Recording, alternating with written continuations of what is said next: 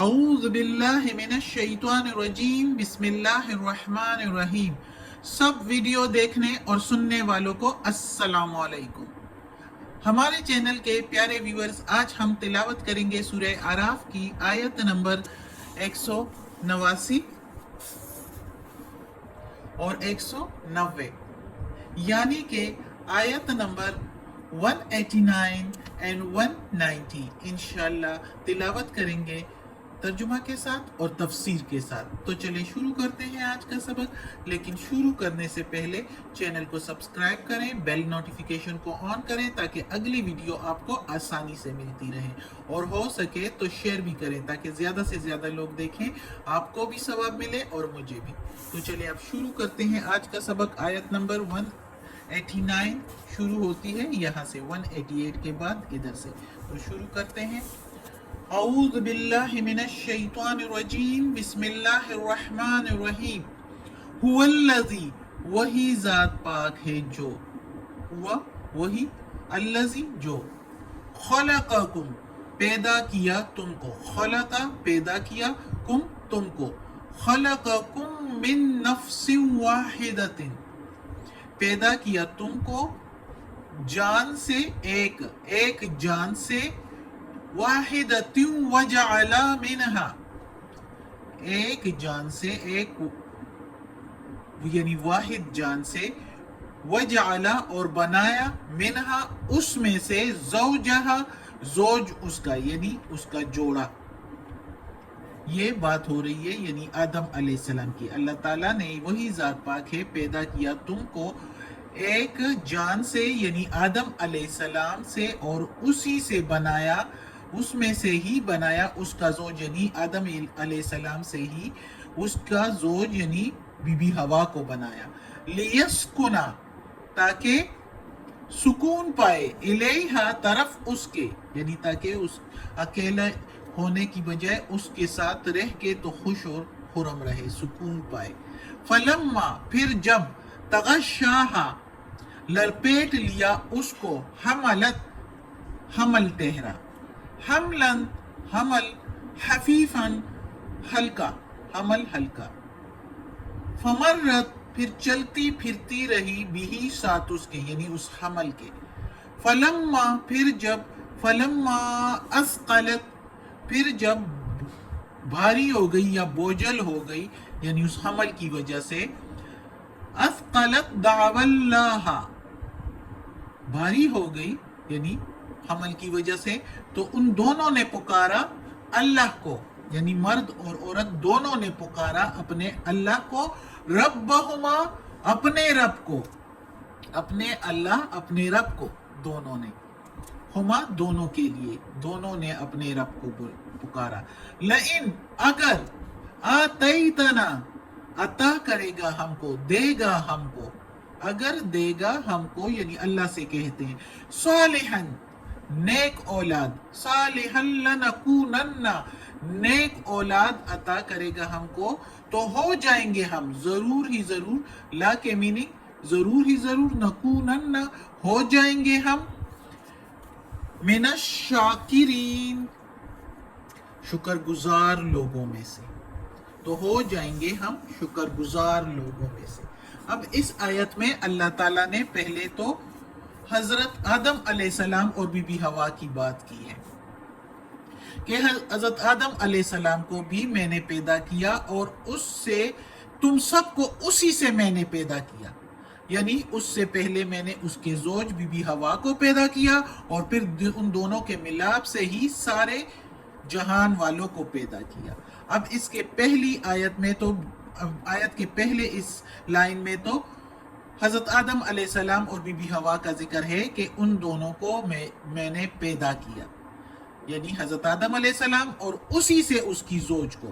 اور پھر جب ادھر ذکر آتا ہے فلما تغشاہا حملت حملا خفیفا، پھر جب ان دونوں کے پھر یعنی ان کے ملاپ سے لپیٹ لیا اس کو، یعنی مرد نے لپیٹ لیا عورت کو، تو حمل ٹہرا۔ تو اب ادھر ذکر جو ہے وہ مشرکین مکہ کی طرف اشارہ ہے ادھر کسی خاص مرد یا خاص عورت کی طرف اشارہ نہیں ہے.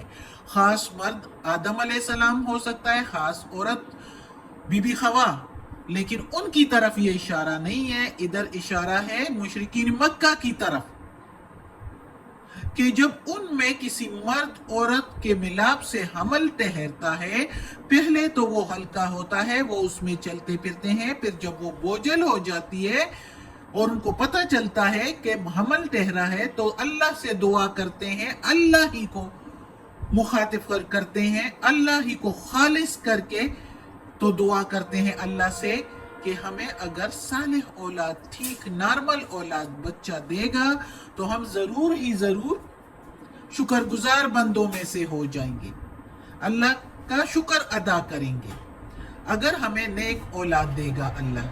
تو ادھر مشرکین مکہ کی طرف اشارہ ہے، کسی خاص مرد یا عورت کی طرف اشارہ نہیں ہے.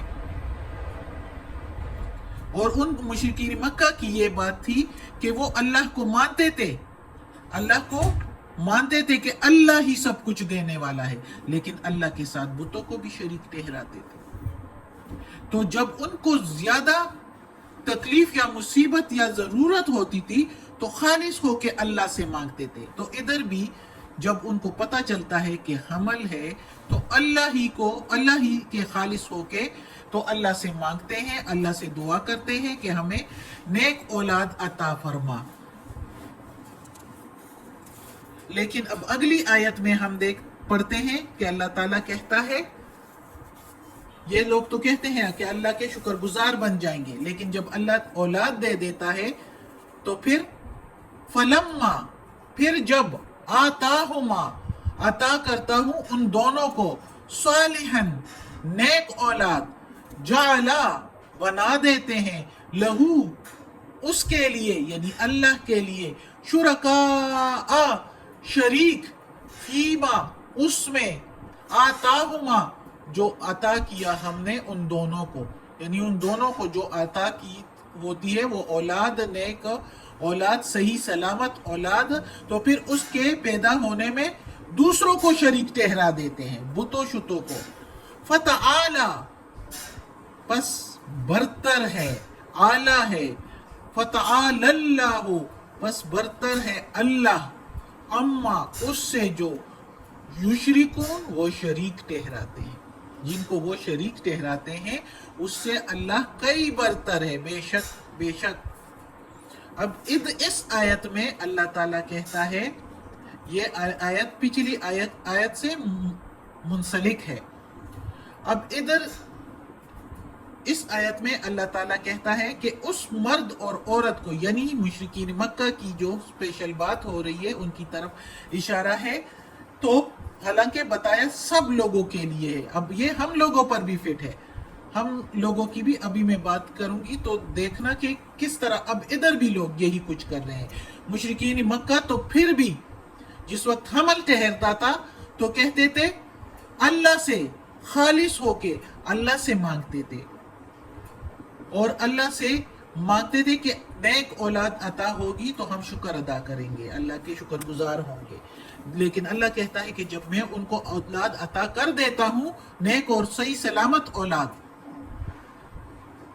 تو پھر وہ کیا کرتے ہیں، اس میں میرا شریک ٹھہراتے ہیں، اور بتوں کو پھر جو ہے نیاز چڑھاتے ہیں، بتوں کو شریک ٹھہراتے ہیں، اور اس کے نام بھی اسی طرح کے رکھ دیتے ہیں، جیسے کہ عبدالعزیٰ، عبدالشمس، پیر بخش، اس طرح کے نام رکھ دیتے ہیں. اچھا یہ تو مشرکین مکہ کی بات ہو رہی ہے. تو اگر ہمارے اس معاشرے کو دیکھا جائے تو ہمارے معاشرے والے تو مانگتے ہی غیروں کے پاس جا کر ہیں، پھر منتیں بھی انہی کی مانتے ہیں کہ ان کے اس پر مزار پر جا کے تو پھول چڑھائیں گے، دیگے لے کر جائیں گے، چادریں چڑھائیں گے، اور کیا کیا کچھ جو ہے وہ ادھر جا کے نذرانے پیش کرتے ہیں. اور پھر جب پیدا ہوتا ہے تو تب بھی انہی کی آستانوں پر جا کے نیاز چڑھاتے ہیں، اور انہی کے نذرانے پیش کرتے ہیں، اور انہی کے نام بھی رکھتے ہیں، پیر بخش، پیروں کے نام پر، حسین بخش اس طرح کے نام رکھتے ہیں، غلام رسول، عبد الرسول اس طرح کے نام رکھے جاتے ہیں. تو یہ اس طرح کے نام جو ہے یہ شرک ہے. تو اس آیت میں ایک تو یہ بات بھی اللہ تعالیٰ نے واضح کر دی، لیکن اس آیت میں کافی لوگوں کو غلط فہمی واقع ہوئی ہے، اور جو کہ پچھلی آیت کے ساتھ منسلک ہے جس میں حضرت آدم علیہ السلام اور بی بی حوا کا ذکر ہے. تو لوگوں نے اس شرک کو، جو اگلی آیت میں شرک کا ذکر ہے جو کہ مشرکین مکہ کی طرف اشارہ تھا قرآن میں، تو یا ہے، تو اس کا جوڑ جو ہے وہ لوگوں نے حضرت آدم علیہ السلام کے ساتھ کیا ہے، حضرت آدم علیہ السلام اور بی بی حوا کے ساتھ. اور ضعیف روایات نے اس کو مزید ہوا دے دیے، اور غضب خدا کا کہ انہوں نے اس کو رسول پاک صلی اللہ علیہ وسلم سے جوڑ دیا ہے کہ انہوں نے فرمایا ہے. نعوذ باللہ. قصہ یہ ہے کہ یہ واقعہ جو ضعیف روایات میں ہے کہ حضرت آدم علیہ السلام اور بی بی حوا کی اولاد ہوتی تھی تو وہ مر جاتے تھے. بی بی حوا کے اولاد پیدا ہو کے تو مر جاتے.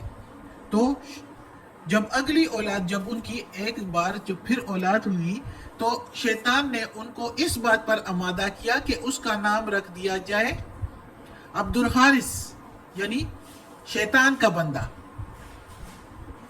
تو اس روایت کو لوگوں نے اس آیت کے ساتھ جوڑ دیا ہے، جبکہ یہ بالکل غلط ہے. کسی کی اللہ کی کتاب میں نہیں ہے، کسی احادیث کی کتب میں نہیں ہے، کہیں پر بھی اس کا اس طرح کا ذکر نہیں ہے. یہ ضعیف روایات ہے جو کہ لوگوں نے اپنے آپ سے گڑھ لی ہے. یہ آیت میں پہلا ذکر حضرت آدم علیہ السلام کا ہے، اور اس کا مطلب ہے کہ حضرت آدم علیہ السلام اور بی بی حوا کو بھی اللہ تعالیٰ نے پیدا کیا، اور ہر میاں بیوی کے ملاپ سے جو بچہ پیدا ہوتا ہے اس کو بھی اللہ نے پیدا کیا. یہ مشرکین مکہ کو اللہ تعالیٰ باور کرا رہا ہے، آیات میں بتا رہا ہے.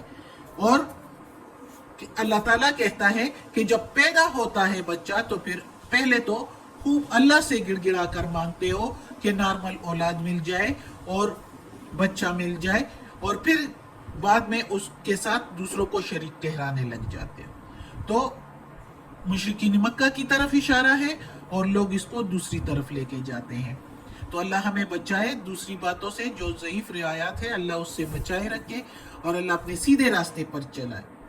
اللہ نے ہمیں تاکید کے لیے کہ ہم لوگ ایسے نہ کریں، کہ کسی اور کے آستانوں پر نہ جائیں، کسی اور کے در پر نہ جائیں، کسی اور سے نہ مانگے، صرف اللہ سے مانگے. اللہ دینے والا ہے. مشرکین مکہ کی طرح ہم نہ کریں. صدق اللہ العظیم. اللہ ہمیں اپنے نیک اور صالح لوگوں میں شامل کریں. اللہ ہمیں یہ قرآن مجید کا ترجمہ مکمل کرنے کی توفیق دے اور اس پر عمل کرنے کی توفیق دے. آمین ثم آمین.